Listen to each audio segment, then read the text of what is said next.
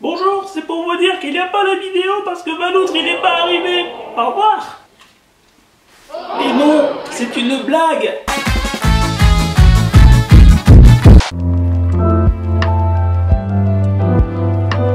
Yo les gars, c'est Valoutre, j'espère que vous allez bien et on se retrouve aujourd'hui pour une petite vidéo un peu spéciale. Là je manque clairement de thunes, mais alors clairement, j'avais le choix entre 3 vidéos. Soit je faisais une vidéo tuto beauté, mais bon pas besoin quoi, tu vois.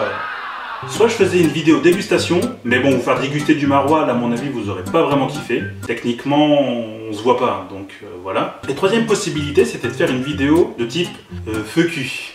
Et fucky. Donc c'est pour ça que je vous ai demandé sur ma page Facebook de me poser quelques questions plus ou moins directement attachées à la vie, plus ou moins directement attachées à la chaîne.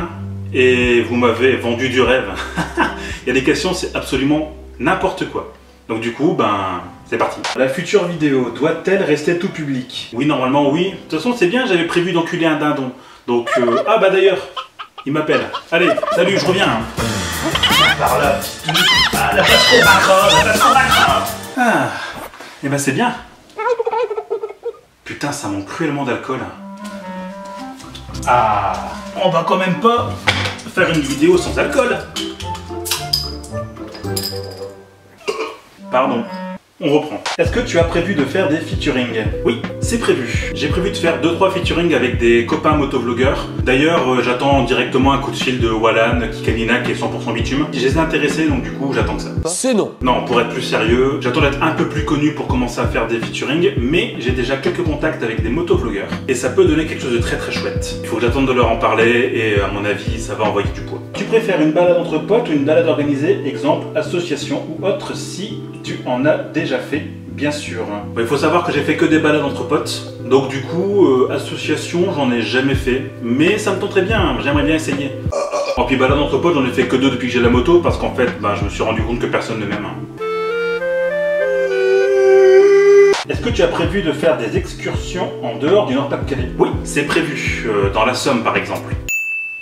Ouais bon, on va arrêter. Donc j'ai prévu de faire des excursions dans les Hauts-de-France, donc Somme, Picardie, Oise, Nord et Pas-de-Calais. Également un petit peu en Champagne-Ardenne, parce qu'il y a quelques endroits, notamment autour de Reims, qui me plaisent vraiment bien. Pourquoi pas faire un petit road trip dans les Ardennes aussi, ça peut être sympa. Et puis la Belgique aussi, parce que bon, on est à côté des Belges, alors du coup, bah, faut bien y aller un petit peu, hein. Et il fait soif quand même. On a vu ta plus grosse peur à moto, mais quel a été ton meilleur moment? Alors il faut savoir que j'ai plus ou moins 3 moments que je vais classer par ordre d'importance. Je pense que le 3e meilleur moment c'est la vidéo que j'ai faite sur les cerfs-volants à Berck. Là c'était vraiment une très bonne journée, bon il a fait pas très beau, mais j'ai pu expérimenter l'interfile, j'ai pu être avec 2-3 copains motards. Vraiment je me suis fait plaisir sur cette journée. Deuxième meilleur souvenir à moto, je pense que c'est Cassel. La vidéo que j'ai faite en trésor en or sur Cassel. Et puis à chaque fois, toutes les fois que je vais à Cassel, je kiffe à mort. Le meilleur moment à moto, ça va faire un peu cliché, oh là là. C'est quand je suis parti chercher ma moto le premier jour. C'était à Épeuy dans la Somme, plus ou moins à côté de Saint-Quentin. N'importe quoi dans la Somme, c'est dans l'Aisne. Non. Et ce jour-là, c'était particulier parce que justement, c'était la première fois que je chevauchais une moto depuis que j'avais le permis. Et ça m'a fait quelque chose. Et quand je l'ai ramené à la maison, je peux vous dire que là, j'étais vraiment bien. Qu'est-ce que je ramène à la prochaine soirée? Bah déjà, tu vas ramener ta grosse bite en charter, un 78 tours d'Hélène Ségara, du papier toilette et des cotons-tiges parce que j'en ai plus là. De quelle couleur est un miroir? Bah c'est la couleur de ta mère. Tu as cette passion pour les 2 roues depuis combien de temps? Bon, ça fait déjà depuis tout petit, hein, parce que j'ai des membres de ma famille qui étaient motards. J'aime notamment mon parrain qui roule en R1.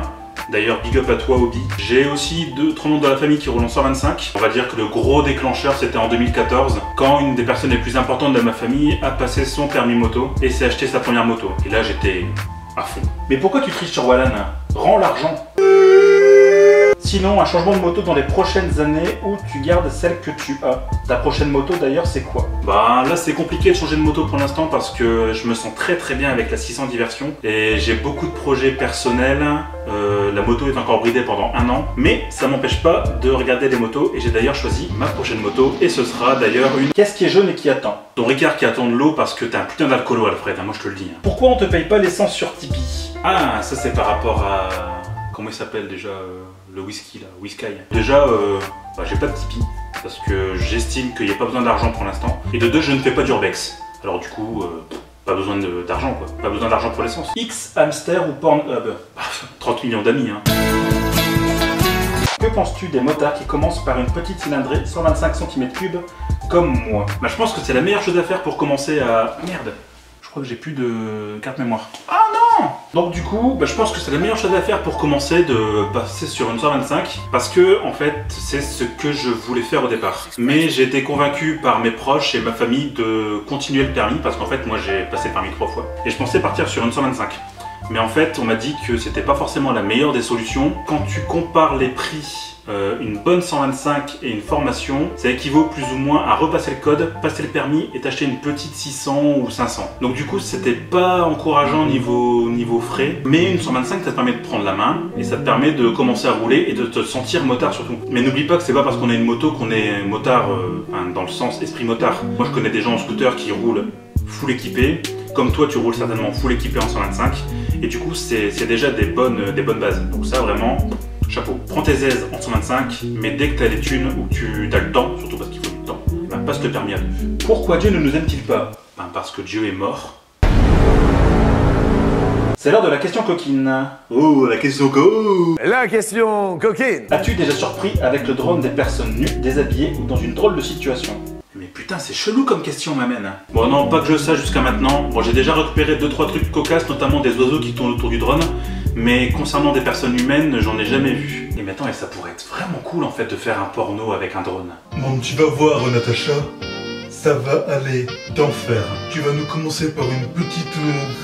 on met le drone tout de suite. C'est pas dangereux, ça mouche. Mais non, c'est pas dangereux, c'est fait exprès, c'est fait exprès. T'inquiète pas. Allez, si tu veux, on fait un test. Regardez-moi ça.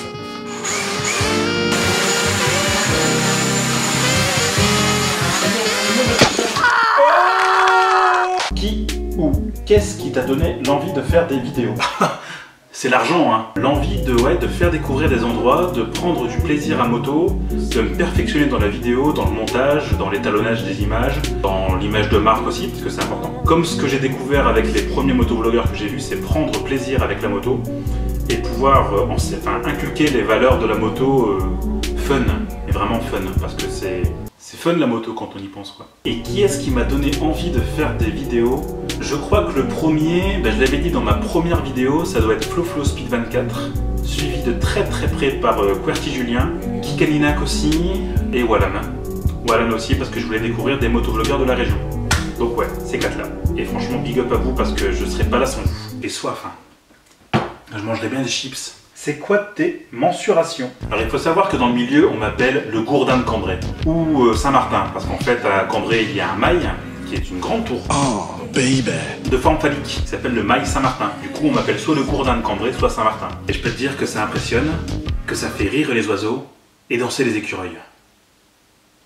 Que penses-tu de tous ces motovlogueurs qui font du putaclic? Attention, sujet sensible, point de suspension. Je veux pas me lancer des fleurs hein, parce que bon, voilà. Mais en fait, ouais, je trouve que ça pénalise quand même ceux qui veulent faire de la qualité. Maintenant, j'ai l'impression qu'on est toujours dans une culture du clic. Ça me dérange pas plus que ça, mais je trouve ça pénalisant. Après, ça marche, ça marche. Hein. Regarde, les pigeons qui achètent des iPhones et des MacBooks, ben voilà, tu vois, ça marche aussi. Hein. How could this happen to me? I made my mistakes. J'ai dit que ça marchait aussi. Mais du coup, ouais, ça pénalise ceux qui veulent faire de la qualité dès le départ. Parce qu'en fait, c'est un peu ça maintenant. J'ai l'impression, le schéma d'une chaîne YouTube, c'est que tu commences par faire des vidéos de merde. Après, tu te fais une audience, tu la fidélises, et tu recommences à faire de la qualité. Et donc du coup moi j'ai fait un peu l'effet inverse. Je me suis dit je vais faire de la qualité tout de suite, comme ça je vais pouvoir fidéliser une audience qui était déjà captive et après pouvoir continuer là-dessus sur mes délires. J'ai pris le chemin inverse, c'est un chemin compliqué. À la moto je sais pas s'il y a tant de putaclic que ça, mis à part les road rage accidents ou les analyses d'accidents, ça je trouve ça débile. Dixit, le mec qui a fait sa plus grande peur à moto et qui l'a analysé.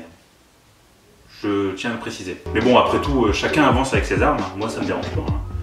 Tant que ça marche, continue hein. Encore une, sinon quel était ton maximum de kilomètres dans une sortie? J'ai dû faire, ouais, à peu près, je pense entre 6 et 700 km en une journée, de 8h à 22h, full. Alors, l'enfer est-il exothermique ou endothermique? Bon déjà, il faut accepter l'idée que l'enfer existe. Je pense que le terme enfer se prête plutôt bien à exothermique et endothermique, dans la mesure où exothermique, qui vient donc du grec exo et thermos, qui veut dire hors de chaleur, c'est une sorte de réaction chimique, concrètement, hein, produit de la chaleur. Et l'enfer se prête plutôt bien, mais également endothermique, donc endo et thermos, En gros, une réaction thermique qui diffuse de la chaleur. L'enfer se prête plutôt bien à ce genre de choses, mais t'as soit le choix entre l'enfer est un micro-ondes, l'enfer est une bouillotte, ou on s'en bat complètement les steaks en fait. Salut Valoutre, je m'appelle Thomas. Bonjour Thomas. Je voulais savoir si tu comptais faire des rencontres abonnés, faire gagner des choses ou quoi, bref, bonne continuation. Eh ben bonjour Thomas et merci pour tes encouragements, ça fait plaisir. Alors des rencontres abonnés, oui c'est prévu. J'ai notamment prévu de faire une rencontre abonnée dans le mois à venir autour d'une bonne bière et d'un karting à Hénin-Beaumont, mais j'en parlerai parce que faut que je fasse les modalités. Et faire gagner des choses, bah la seule chose que je peux faire gagner actuellement c'est ça. Et du coup, ben non, pas pour l'instant. Mais ça peut venir. Disons que si cette vidéo arrive à ramener 1000 ou 2000 personnes, pourquoi pas? Pourquoi pas, mais pas tout de suite. Une fois que tu auras fait le tour des monuments de notre belle région, comptes-tu sortir de la région pour aller en découvrir d'autres horizons? Si oui, as-tu déjà des pistes? Ou changer de sujet, comme par exemple faire découvrir notre gastronomie, ou encore nos savoir-faire. Bah, comme expliqué, sortir du Nord-Pas-de-Calais, ça va être obligatoire parce qu'au bout d'un moment, il ne va plus y avoir beaucoup de lieux à faire. C'est logique. J'aimerais bien aussi changer un peu de scope et notamment pourquoi pas ouais, faire découvrir des plats de la région, des plats typiques, des événements, des carnavals, des festivals. Parce qu'il y a plein de choses, dans le Nord-Pas-de-Calais, tu te rends pas compte. Et aussi pourquoi pas différencier la chaîne, mais ça, disons que tout ça a quand même un budget et donc du coup ben, je devrais peut-être devoir ouvrir un Tipeee, vous demander de l'argent pour l'essence et... Mais tout est lié. On m'a également posé la question de savoir où venait mon chapeau. Ah! Alors il faut savoir que ce chapeau a un petit nom, il s'appelle Sachii, et je pense que ça veut dire un truc du genre amour en japonais. En fait, ce chapeau-là, je l'ai depuis mes 15 ans, et avant d'être mon emblème, c'était surtout pour en fait, me reconnaître au ski. Parce que avant, je faisais beaucoup de ski en famille, et pour que mes parents me reconnaissent, du coup, je portais un chapeau. Au départ, je voulais un chapeau Guinness, tu sais, un chapeau un peu, je sais pas comment on pourrait dire ça, de Leprechaun, un chapeau irlandais quoi, un chapeau irlandais. Du coup, j'ai demandé à ma mère de me filer un chapeau irlandais. Elle m'a ramené ça. Alors au début, j'étais un peu déçu, mais au final, je me suis dit, putain, il est vachement cool ce chapeau. Et donc du coup, j'ai décidé d'en faire mon logo. Et après que j'en ai fait mon logo, c'est devenu ma marque de fabrique. Donc ce chapeau ne me quitte plus, il est tout le temps là. Valoutre n'existerait pas sans ce chapeau, sans Sachii. Alors, j'ai reçu une dernière question il n'y a pas longtemps également. Pourquoi tu dévoiles... Je vais le laisser là, lui. Hein. J'ai reçu une dernière question il n'y a pas longtemps. Pourquoi tu dévoiles pas à tes abonnés qu'en fait... Quoi? Qu'en fait, tu fais qu'une vidéo sur 2 et que la moitié du temps, c'est ton frère jumeau qu'on voit et pas toi?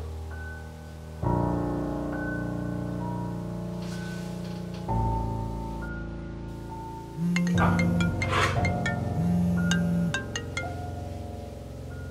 Allô? Je crois qu'on s'est fait griller. Il va falloir qu'on remédie à ça. Allez, à plus.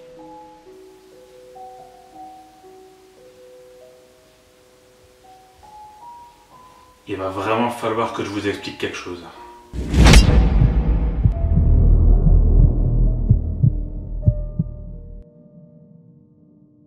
Merci à tous d'avoir suivi cette vidéo.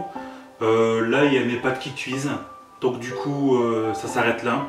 J'entends que ça bout. Donc du coup, on va arrêter là. Si tu as aimé cette vidéo et que tu en veux d'autres, n'hésite pas à me poser des questions, comme ça je les garderai pour une prochaine FAQ. Et puis du coup, ben, comme vous avez été sage, je vais faire une petite outro sympathique. Je vais mettre là comme ça on pourra voir les vidéos ici. Et vous allez rester sur une image de 20 secondes de moi en train de faire le bébête. Allez, salut!